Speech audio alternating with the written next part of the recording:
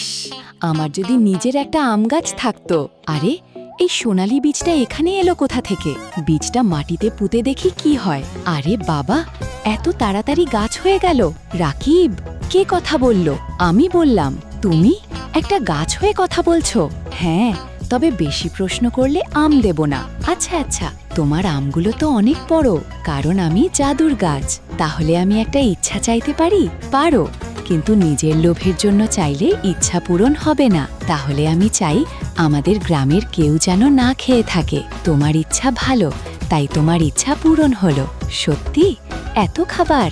রাকিব, তুমি এটা কিভাবে করলে? আমি একা কিছু করিনি, এই গাছটা আমাদের সাহায্য করেছে। তুমি নিজের জন্য কিছু চাওনি? সবাই খুশি থাকলে আমিও খুশি। কি শুনলাম, জাদুর গাছ? এই গাছ থাকলে তো আমি একদিনেই ধনী হয়ে যাব। এই গাছ, আমাকে অনেক সোনা দাও। না। কি? আমাকে না বলছো? তোমার ইচ্ছার মধ্যে শুধু লোভ আছে, তাহলে গাছটাই কেটে ফেলবো। দাঁড়ান, আপনি এটা করতে পারবেন না। সরে যাও রাকিব। এই গাছ শুধু আমার নয়, পুরো গ্রামের। আমি কারো কথা শুনবো না। লোভী মানুষ কখনো সত্যিকারের ধনী হয় না। এসব কথা বন্ধ করো। উফ, আমার কুড়ালটা কোথায় গেল? দেখলেন, গাছ আপনাকে সাবধান করছে। আমি পরে দেখে নেব। গাছ, এখন কি করব?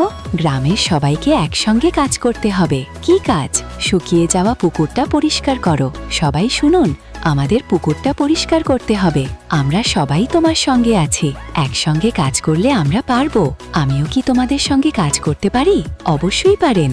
আমি বুঝতে পেরেছি, শুধু নিজের জন্য চাইলে কখনো সুখ পাওয়া যায় না। ভুল বুঝতে পারাটাই আসল ব্যাপার। আজ তোমরা সবাই প্রমাণ করলে একতা থাকলে অসম্ভবও সম্ভব। আমরা সবাই একসঙ্গে থাকব, আর আমরা কখনো লোভ করব না। তাহলে তোমাদের জন্য আমার শেষ উপহার আছে। কি উপহার? এই গ্রামের জন্য সবসময় থাকবে ফল, ছায়া আর ভালোবাসা। এটাই তো সবচেয়ে বড় জাদু। ঠিক বলেছ। বন্ধুরা, মনে রেখো, নিজের জন্য বাঁচার চেয়ে সবাইকে নিয়ে ভালো থাকা অনেক বেশি আনন্দের। আর আমার আম চুরি করে খাবে না। ঠিক আছে সবাই।